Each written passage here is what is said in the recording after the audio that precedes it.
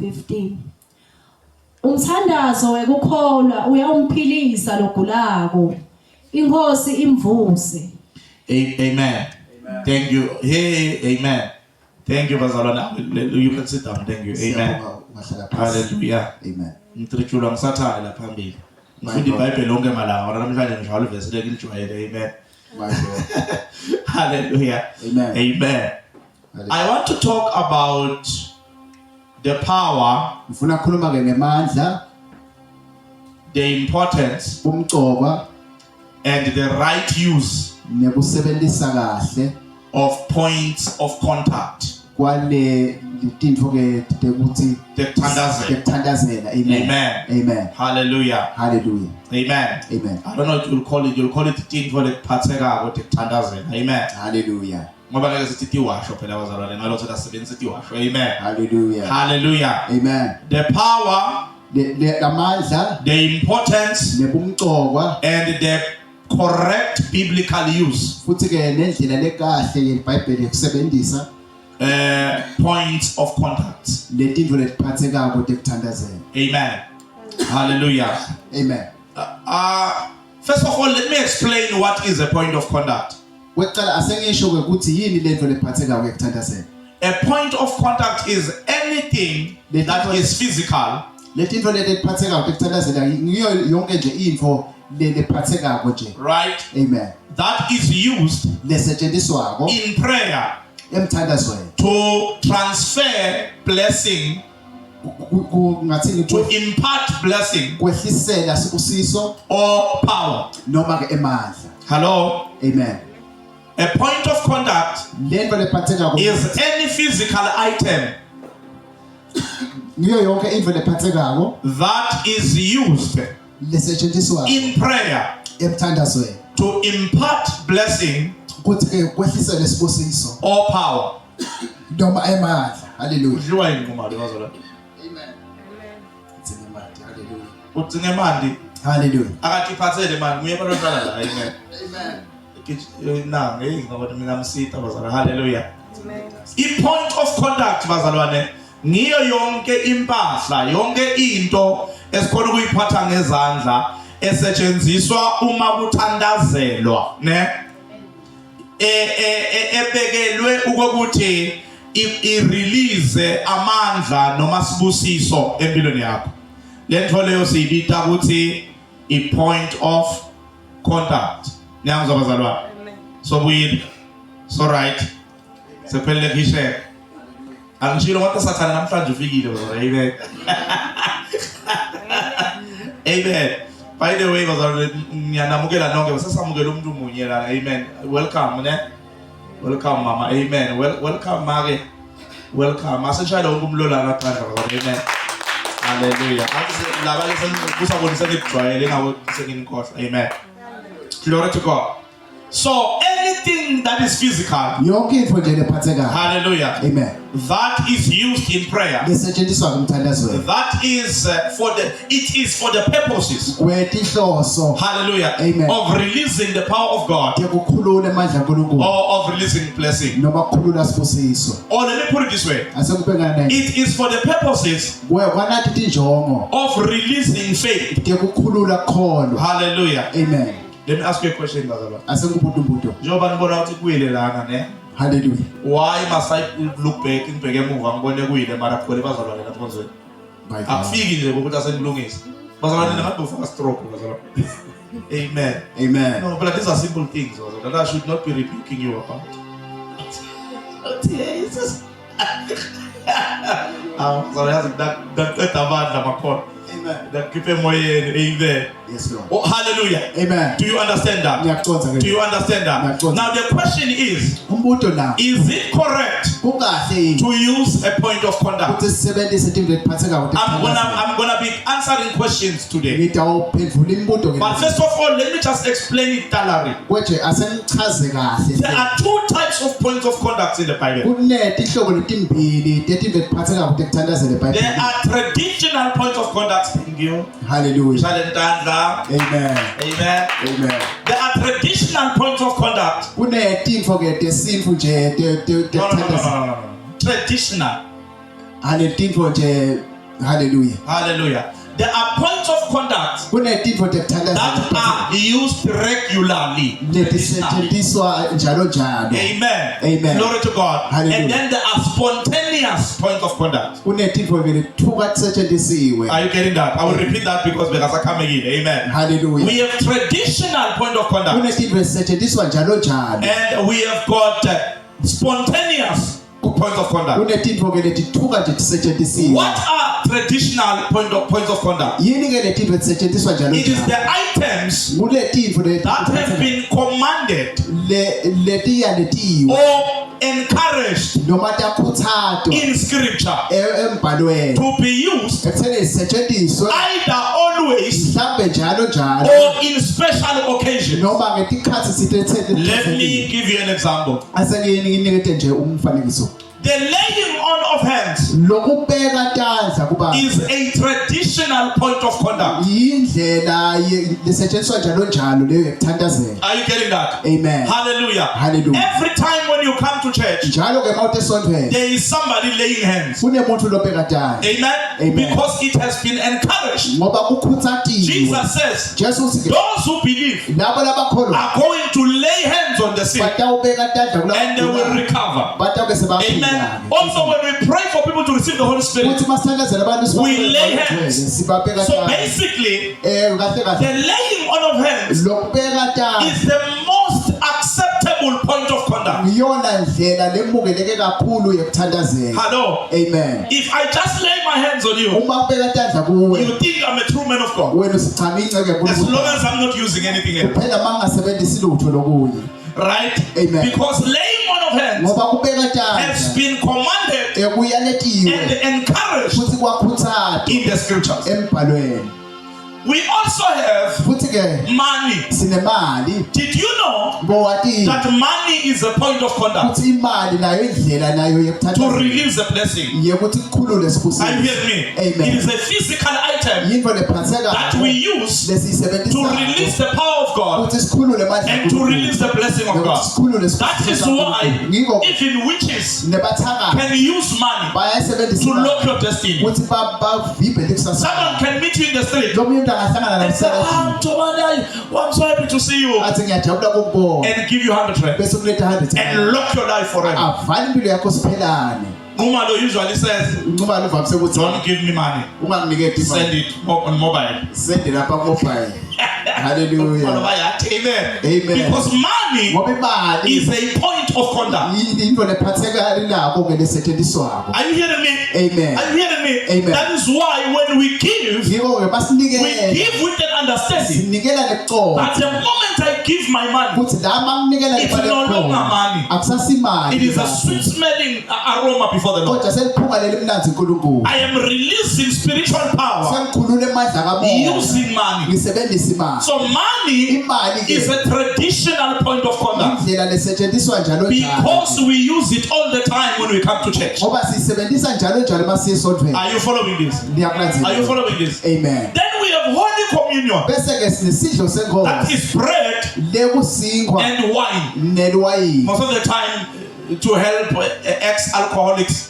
isikhathi lesiningi kusita ke labo bebanatha phambilini Amen. Amen. We use red juice sisebenzisa ke ijuice yebo lest they relapse. Amen. hallelujah Bangaze babele endleleni entabo takutsana. Amen. amen Hallelujah. hallelujah That is a point of conduct indlela ke leyo lesetshenziswa ke that has been approved, encouraged and commanded by God. levunyiwe futhi yakhuthadwa uNkulunkulu Amen. Amen. Hallelujah. If we had the money, kube besinemali we would use Holy Communion every Sunday. besingasebenzisi isidlo senkosi Are you hearing me? masonto Because it's something that has been commanded ngoba into leyaliwe and encouraged futhi that we yakhuthadwa must remember Jesus all the time. futhi kumele sikhumbule Jesu We must njalo do it all the time. kumele sikwenze njalo It is. njalo. We know, Bazalwane, siyathi ke that this bread ukuthi lesinkwa lesi is not the body of Jesus. akusimtimba wa Come on Jesu now. amen We know that. siyakwazi We know that this blood siyathi silengathi is not this juice le juice le is not the blood of Jesus, Akusinga but kaJesu. it is a prophetic or it is a spiritual item. kodwa yinvo yakamoya Hallelujah. Amen. That we are using, Lesi or let's say sebenzisa. it's a physical item ngathi ke impahla that we are using, lesisebenzisa hallelujah, to administer spiritual power. ukuthi sentekele lamandla So akamoya the moment the bread comes, lapho ke sengena and lesinga the moment the juice comes, lapho ke sekufika le it juice ko stops being bread kuyema and it stops kuba being juice. kuyema kuba It ijuice becomes the body of Christ kuba umtimba and the wakhe blood of Christ. Nengadi And yakhe. after we have ministered it, emva kokuthi sesikwendile children can eat it bantwana bayakudla freely because it's no longer ngoba the akusasiyini body, umtimba it's just bread. Are you getting that? Amen. Are you getting that? Ngiyakuthola ke lokho. Amen. So a point of conduct lento lena lesetshenziswa is something that we use in obedience. yinto lesisebenzisa ngohlonipha sihlonipha uNkulunkulu God said it must be used. uNkulunkulu uthi kumele Therefore we are kusetshenziswe using it. ngakho ke Are you siyakusebenzisa hearing me? ngiyangiva na Amen. Amen. Those are traditional points of conduct. leto indlela tekusetshenziswa njalo njalo Then we have got water. bese ke siba nemanti Water. emanti ke How can I explain this? ngachaza njani ke lo Yes, water is a traditional point of conduct. yebo emanti indlela nayo lesetshenziswa ngokuthandazela However, kodwa even though it has been commanded in scripture, noma kuyaletiwe la it has embhalweni been commanded for specific occasions. kodwa kuyaletwe tikhathi site nje And letikhethekile when do we use water? sisebenzisa nini We imali? use water siwasebenzisa when we emanti baptize. basibhabhatisa Are you hearing me? ngiyangiva When we are baptizing people, uma sibhabhatisa abantu we use water. sisebenzisa emanti And that's the only time muleso kuphela sikhathi water should be used la emanti kumele as asetshenziswe a khona traditional point of conduct. njengendlela lekusetshenziswa ngekuthandazela Mfundisi, what are you saying? usho ukuthini ke mfundisi Are you saying pastors who use water are not from God? uthi bafundisi abasebenzisa emanti abaqhamuka kuNkulunkulu No, that's not what I'm saying. cha ngisho lokho Because maybe ngoba mhlawumbe they are using it as a prophetic thing. mhlawumbe bakusebenzisa It's a different story. ngento yeprofeti Amen. Maybe the Holy Spirit has commanded them. mhlawumbe moya ogculu bayaletiwe Only God can judge them. uNkulunkulu kuphela lo Because only God knows ngoba uNkulunkulu kuphela whether He sent them or not. uthi wathumile noma cha Are you hearing me? Ngiyangiva. So if somebody is using water, abe kunomuntu osebenzisa emanti holy water, anointed water, whatever, ngcwele emanti I cannot judge them. ngeke But ngibahlule God did not tell me to use that. kodwa uNkulunkulu akangitshela ukuthi Are you getting what I'm saying? Amen. What I can do is that I can say, be careful, oh, ukuthi ngathi kucaphela because there is something called water spirits. ngoba kunana into lekuthiwa ngemimoya They are yasemantini dispensed through water. akhululwa ngalamanti Hallelujah. Amen. Hallelujah. Hallelujah. Are you hearing what I'm saying? Ngiyakubona ngikusho. Glory to God. That is why some of you, ngiko labanye benu not you here, but in general, kodwa nje there are people, if kunebantu I can take water right now bangathatha emanti nyana and sprinkle it on you, ngifafate ngawo a spirit is going to rise up. umoya sithi utawuvuka Right? Amen. So who was opposed? hallelujah Yo. amen Because the spirit is connecting ngoba lo moya to uyachumana the water. uchumana Are you hearing what I'm saying? Ngiyakuzwa nenkusho. Glory to God. That is Amen. why ngiko ke churches emasonto that are using the Ndau spirit, lasebenzisa lo moya they wamanzana are always using his wash. ahlala asebenzisa siwahle Why? njalo Because it's part of that spirit. ngoba kuyingcenye So I can say to you, ngathi kuwe ke be careful of things that you use. qaphela letinto lesebenzisako Is the church here? libandla likhona Are you following that? ngiyakulandzela lo So don't get me wrong. ungangitholi I'm not saying it's wrong to use water, ngithi kungabi kusebenzisa but imali I'm saying be sensitive. kodwa ngithi ke naka If you see me coming with bottles of water, uma ngibona ngita nemanti hallelujah. emabhodlela If it's a prophetic instruction langabe ngumyalezo from the Holy wesiprofeti Spirit, lochamuka moya it should be once off. kumele kube into It should be yakade something spontaneous. kube into lethuke But if kahle it's every Sunday, kodwa makunjalo then you ngamasonto must be careful. kumele bese uyaqaphela ke Are you getting what I'm saying? ngiyakuthola lenkusho Hallelujah. amen Amen. amen Glory to God. Hallelujah. Then we have got spontaneous points of conduct. bese ke sinanathi indlela lesetshenziswa ngokuthandazela lethuka That setshenziswa is when I'm here in front ngilaba ngilana embili and the Holy Spirit says, athi moya ogcwele take a jacket thatha ijacket and hit her with it bese umshaya ngalo and she will be healed. utabe siyaphila That is a spontaneous point of conduct. indlela ke kuthandazela nje lethuka That isetshenziswa is something that the Holy Spirit has told me at that time yinto moya ngcwele angitshele yona kuleso sikhathi to use ukuthi and ngiyisebenzise full stop. bese kuyagcina Yes. lapha Niyangizwa bazalwane? niyangithola bese The Holy Spirit can tell you. moya longcwele angakutshela ke manje Amen. Amen. Not emchashweni. Ngakho. ngakho amen Abantu baganga phela abantu. Umthola umuntu sekakuchela emchashweni. hallelujah Hear me correct. amen The Holy Spirit can tell moya you longcwele angakutshela and say, take water. asithathe manje Yes, the Holy Spirit can do that. moya longcwele angakwenza Amen. amen Hallelujah. amen Pray for the water. thathazela The lamanzi Holy Spirit can even tell you. I'm not talking about a different spirit. I'm hallelujah talking about the Holy Spirit. khuluma ngamoya He longcwele can tell you, take water, angakutshela thathe manje put salt. The Holy Spirit can do that. faka liswayi Amen. That day, moya longcwele angakutshela lokho he can kulelo tell you. langa He says, then go around your yard athi hamba kulelo and yadla sprinkle the water. He bese can tell you that. sowufafata lamanzi And it's not my right to judge that because I don't know what the Holy Spirit said. akusilungele lapho simhlulele But what I ngoba can teach akwazi you ukugcina kushilo Is mina that be ngafuthi careful of those types of things ngithi caphela leto tinto leto because they open you up ngoba tiyakuvula to demonic practices. tikuvulela imikhiba You yemadimoni will be easily deceived utawuyengeka if lula you keep telling. uma ulokhu ubhizi uchela amen Are you getting what I'm saying? ngiyakuthola lekusho Not that it's wrong in itself. hayi ukuthi kungaphi kona amen Are you hearing what I'm saying? ngiyakuva lekushoko Hallelujah. Amen. The Holy Spirit can tell you, konje bona legcola ngakutshela dress like this. athi gcoka kanje Buy this dress. thenga nayo ingubo Amen. Let it be designed this way. yakhiwe manalo Wear it as a prophetic cloth. igcoke And you wear it. isiprophet Doors open. bese uthi ngoyigcoka iminyango Things ivuleka. happen. Tintfo tenteka Accidents, they just pass you. tingoti tivele tikwenza Are you hearing what I'm saying? Ngiyakuzwa That is what the Holy Spirit told moya you. logcwele ngakutshele kona Come on, Bazalwan. amen The Holy Spirit can tell you. moya nkulunkulu angakutshela Are you following what I'm trying to say? ngiyakulazela The lekusho Holy Spirit can tell you. moya logcwele angakutshela Go to the mountain. hamba uyintabela Take a stone. thatha litshe Amen. amen Take anointing oil. thatha emafusa Anoint the stone bese ugcoba and lelitshe bring it back to your house. ulethe endlini yakho Hallelujah. Amen. And just put it there. The Holy Spirit sometimes won't explain why. moya logcwele ngasinye isikhathi ngeke akutshele ukuthi The Holy yena. Spirit can do that. moya logcwele These are angakwenza things that the Holy Spirit can do. tintfo moya logcwele langadenda Bazalwan. haleluya But be careful of those things. kodwa caphela leto tintfo leto As much as the Holy Spirit can do that, noma moya logcwele you can angakwenza be easily deceived kodwa ungayengeka by lula a different spirit. uyema kulomunye umoya Hello. amen Bantwana basekhaya, haleluya let me teach you something. asenganifundise lokho It's not only ancestors akusiwo phela emadloti ne, amen that can show you visions langakhombisa imibono of medicine yemuthi that you can use. lokumele usebenzise Not only spirits. akusiyo Even the imimoya Holy Spirit can do that. namoya longcwele The angakukhombisa Holy Spirit moya can longcwele show you angakukhombisa if you take this leaf ukuthi uma uthatha lecembe and lelo this one ulithathe and this one nananiya and mix it, you will ukuhlanganisa cure cancer. utawuphilisa The Holy Spirit can tell you that. moya longcwele angakutshela lokho Hello. amen It's the bazalwane. Ithi okay ngisho ngesintu lena ngathi ngeke izwakale kahle ngeinterpret. amen Ngiveni kahle makho. Anginifundisisa imikhiba. I'm showing you ukuthi ilive likamoya lisebenza njani, ne? Niyangizwa bazalwane. Ningabe senithi nathatha imikhiba la kini, ne? Manje nangitendi le toti ngivole. Ngiyanifundisa nje. Amen. Amen. Ngifuna ningizwe kahle. Ngilaleleni makhono, ne? Amen. Moya loyingcwele during COVID, ne? Angakutshela moya loyingcwele. Athi phela le COVID isimbulo. Thatha lokho uhlanganise. Okay bazalwane, asiyeke le moya ingcwele. Beningathi ukuthi umgomo uyafutha ngawo ube kahle. Ninga ethatha ngikholwa kakhulu. Anizange nisebenzise umgomo. Nonile. Angikona ngake ngaye enyangeni. You understand? Mara mathola ukuthi the first person lo wathi ukuthi umgomo unjani wa receiver from the spirit. Kwaba khona info lemtshela ngone ukuthi phela umgomo yalapha.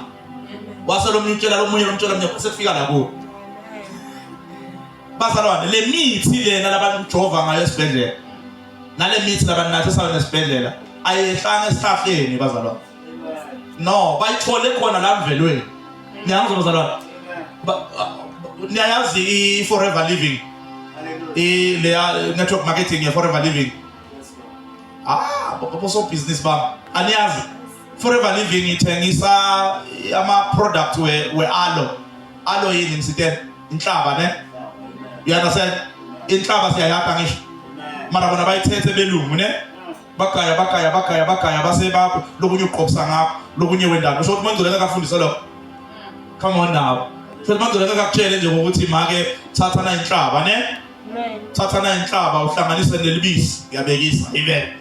akusho umoya ingcwele bazalwane ngaze niyochester uhlanganisa naloko uhlanganisa naloko ne bese uqhobise ube muhle babathi abantu wentangana bese uthi bayenge ukuthi Musa kanti inhlaba ikuphethe niyaunderstand bazalwane nethi ukutakho khona lokufundzisa ukuthi ufake inhlaba ngisho tiphole you understand so the Holy Spirit can teach you those things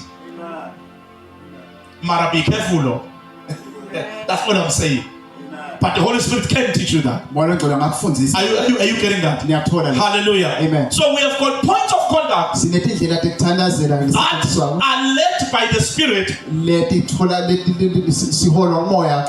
that specific time. Now let's talk about oil because oil is the one that is used the most. Where does oil fall in these things? Hallelujah. Amen. Oil in the Bible is both commanded or encouraged and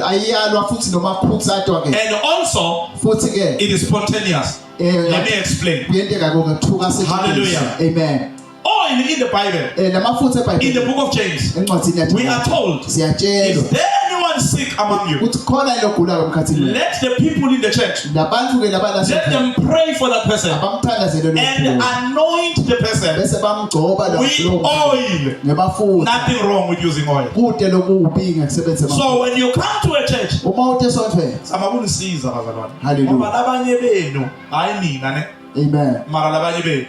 Yes, Lord. Labanye benu nithi manivakuvuthe emoyeni niva lamavesi lapha emalazondweni ne nifike kuma all night prayer nasemingcwabeni nigqeke ne nithi mina ngisiziswe sibazana ngisebenzisi emafutha ningashaya ngathi nanikwati lo mina nje ningibona bazalwane ngiphila ngengathi ya Jesu ne akunamafutha la kimi khomele labanye abazalwane ne nibe nje bafile small kanti kusho iBhayibheli lithi ngabe khona labagulayo abaqotshwe ngani kusho iBhayibheli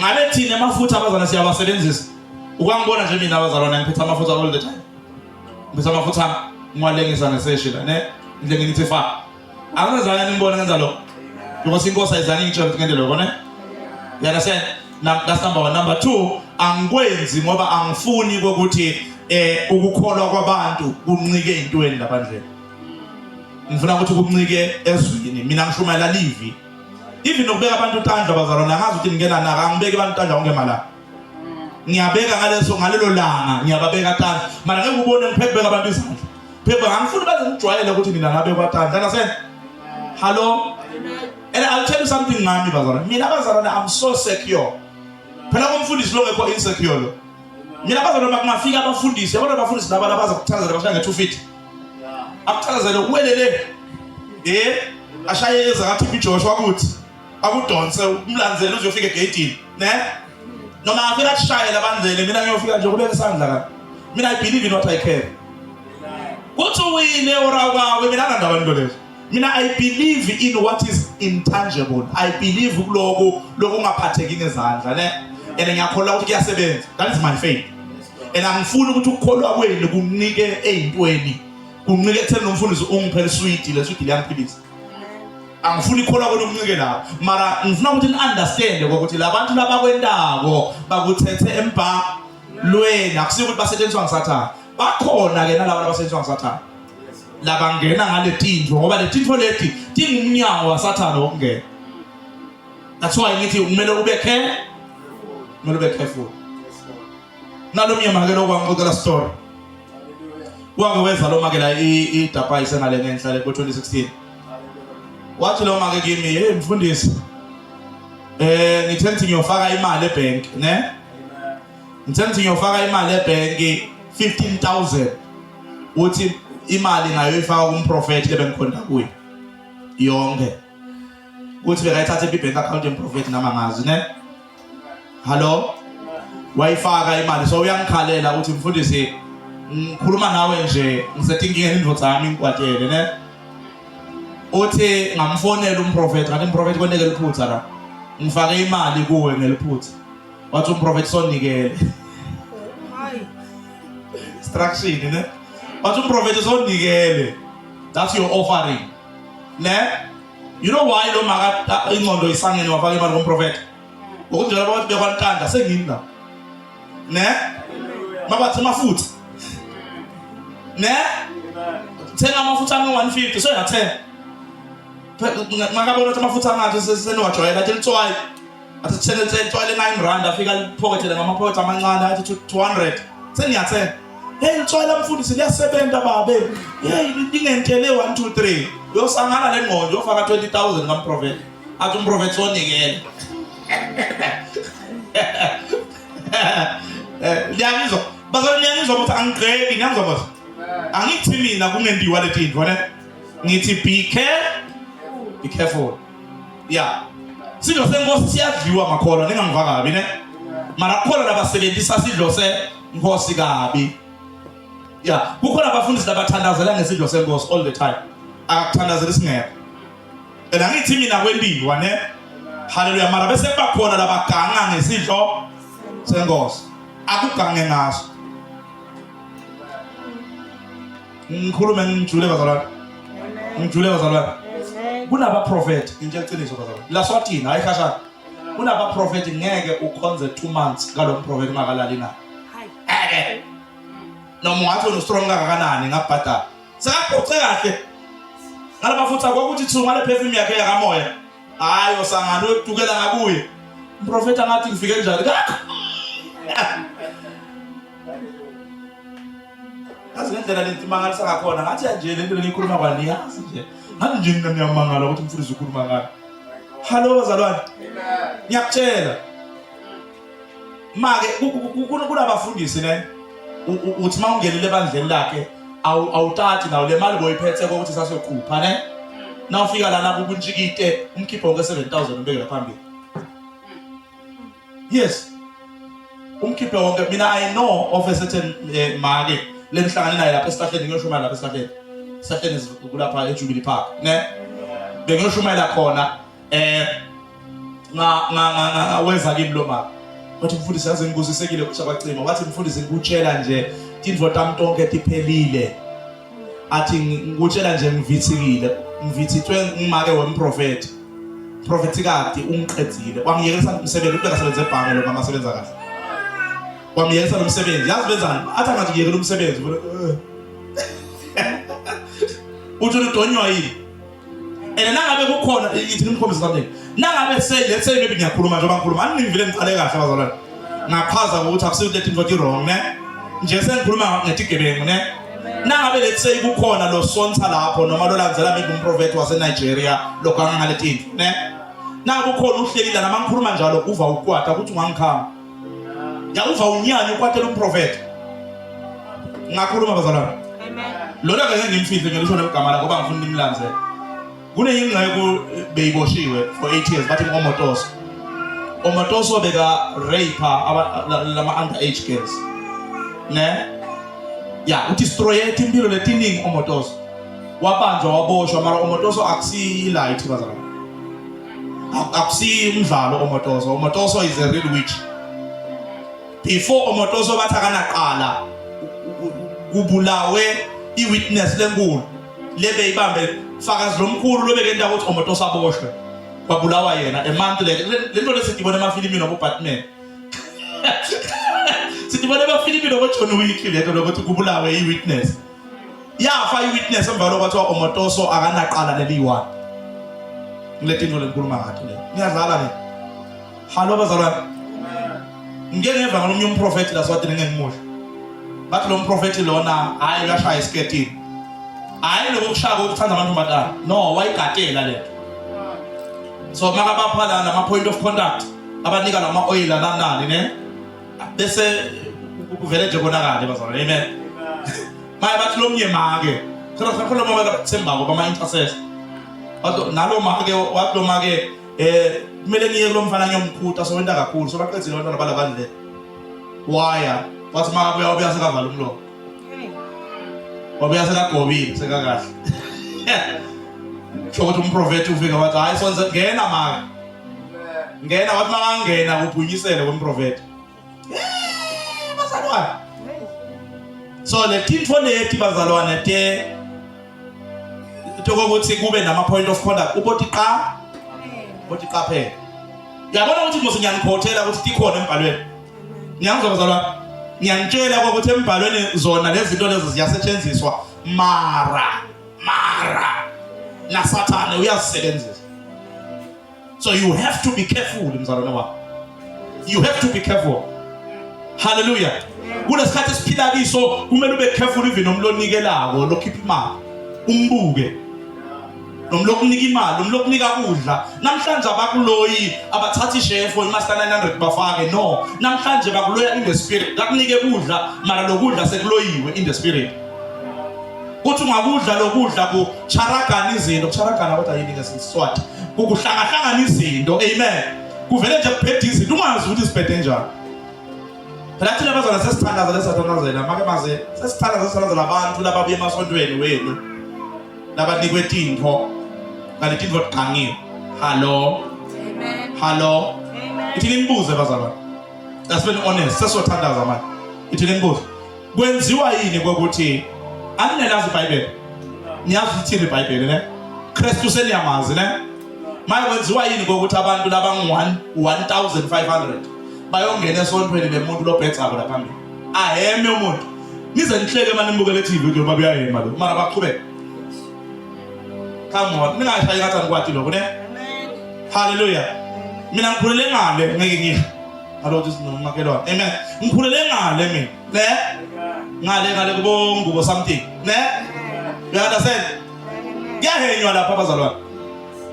Kuyahenywa lapha. Lapha ukhona namanje mosnanga ka Facebook. Banama videos nalaba ama clips abafaka. Uthole umuntu aheme tili mtakhe kuwema, ne? Akhuluma umbhedo labanye bathukane nomnyenzeke, ne? Mara kugwela kakwani. Kugweleke henywa njalo. Kwenziwa yini ukuthi abantu baheme? Bantu bakhwala. It's because ngasathi bakufaka lapha endasa siwajweni. Wena uthi uyothandazelwa, ne? Kanti this power i-point of contact inamandla bazalwane. Ngesikhathi labantu bakufaka kule nto yabo nale ngqondo iya brainwasheka. Le ngqondo iyavaleka, le ndlebe ungaseva lutho. You understand? Hallelujah. Ngiyamuzwa bazalwane. Ukhona umfundisi la ngibuya khona mina ukhona umfundisi ukuma la phambili. Bazalwane, ngiyangijwayele kabi mina angasinziswa mina. Umfundisi wasinziswa, angasinziswa mina. Angisilaba labasinzisiwe mina angisinziswanga mina. Kusho ingcebo ne? Mara baqhubeke bathi mfundisi. Mara uqeda ukusho umfundisi uthi mina sinziswa benziwe yini ngilezi zinto ezisetshenziswayo. So izinto ezisetshenziswayo bazalwane zinamandla. Ngicela kungena kancane ema relationships then una pray. Labanye beni ngalokuthi nithi manibheka nibona ukuthi kuyagugeka ne? Bese ubambe kanobamba indvodza lesebenzisa tinto. Isabe indvodza lesebenzisa tinto.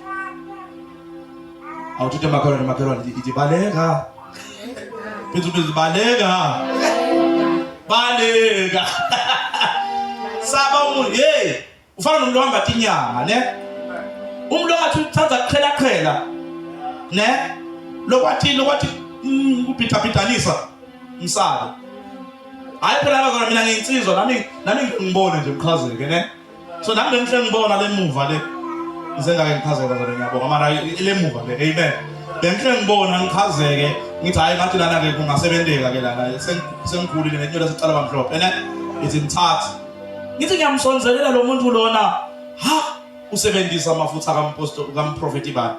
Usebenzisa perfume yakabani? Usebenzisa ngambona ukuthi yabona lona nisiwasho kuyasebenzisa lo. Ngiyamsaba lo. Bese umuntu abone ngingasafoni sengibalekile. Caba ukuthi ngibalekiswa lethi into lokusebenza. Ngiyamsaba mina umuntu. Utozo uyongifuthela ne bazalwane. Ngithi mina ngiyakuthanza kanongifuthe. Amen. Amen. Ngiyangizwa bazalwane. Amen. Asenikholwe livi bazalwane ne? Trust in the word. But that being said, there are times ngisonzetelela amafutha. There are times ke bazalwane la uNkulunkulu akhipha khona isiyalo esivela kuye ne? Wendani ngima. Hallelujah. Kuneyikhathi ngima sonzeta. Ngiyangisafundisa amen. Kuneyikhathi ke bazalwane la uNkulunkulu akhipha khona a command nebazalwane athi I want you to anoint ngibekise nje make sithole sokuthi akekho make sithole ngake ngamtshela ngathi hamba uyothenga i-anointing oil ne ngatshela yeke kayi-1 hamba uyothenga anointing oil ngizoze ekhaya ngizoku-anointela likhaya ne because the Holy Spirit bekabeka enhlizweni yami ukuthi ngiqhubelele ekhaya uyangasethi amen and lokho kuyentiwa ke bazalwane na ungacela noma ngasho komoya ingcwele ungacela ukuthi mfundisi ngicela ukuthi ungiqhubela likhaya la ngihlushwa kwetikoloshi ne that's fine, that's not the problem. But there are times la moya ingcwele akhuluma khona njengoba ngitshele Friday ngathi umoya ingcwele unginikeze command wathi anointa bonke labantu labo ba anointe inhloko tandla neti nyawo because kukhona lengifuna kubavikela kona kiko. You understand? Senihleli nami bazalwane ngibona ukuthi angisizosiganga ngisho. Njoba ngikhuluma ngetiganga nje akusho ukuthi phela nami sengiyafaka unless ubheka lobubi ukuthi mara ngathi uyaganga lo mfundisi. Amen. Ngaphandle kwaloko ningibonile ukuthi hayi phela akasisosiganga umfundisi. Amen. Hallelujah. This time around umoya ingcwele kukhulume yena wathi baqobe anoint them ngamafutha. Niyabona mehlo nifundisekile bazalwane. Ingenile. Amen. So masenza lokho bazalwane asi no, it's just an instruction of the Holy Spirit. Akusiko ukuthi siyohlala sinibhoxa nebazalwane. Mara kukhuluma umoya ingcwele. I-anointing oil siyayisebenzisa masigcoba abantu bafundisi ne. Masigcoba amadikon. Siyayisebenzisa anointing oil. Siyasebenzisa masithakaza labantu abagulayo. Also siyayisebenzisa makusho umoya loyi ngcwele ngaleso sikhathi bathi anoint abazalwane. Kuzwakele mos. Amen. Asesithandaze bese siyaqala. Babe egameni lika Jesu Kristu waseNazaretha siyabonga izwi lakho. Siyabonga nkulu amandla ngokuthi ukhulumile. Siyabonga nkulu amandla ngokukhuthazwa nguwe egameni lika Jesu Kristu waseNazaretha. Father, sisazoqala lenkonzo yokuqhoba nkulu amandla onke. I pray in the mighty name of our Lord Jesus Christ. Ngithalazela nkulu amandla onke ukuthi release uqhobo onginikeze lona ulifake kulamafutha. Egameni lika Jesu Kristu waseNazaretha ukuthi ngilo naloyo esimgqobayo nkulu namandla onke akube ne transformation, akuvuleke iminyango nkulu amandla onke evalekile, akuvuleke imisebenzi, akuvuleke imishado, akuvuleke inhlanhla. Egameni lika Jesu ngimelana nabo bonke ebuthakathi, ngimelana nabo bonke ubungoti nkulu amandla olobutako. Egameni lika Jesu Kristu waseNazaretha, as I'm going to anoint them, I pray in Jesus mighty name ukuthi set them free in the name of Jesus Christ. Amen. Now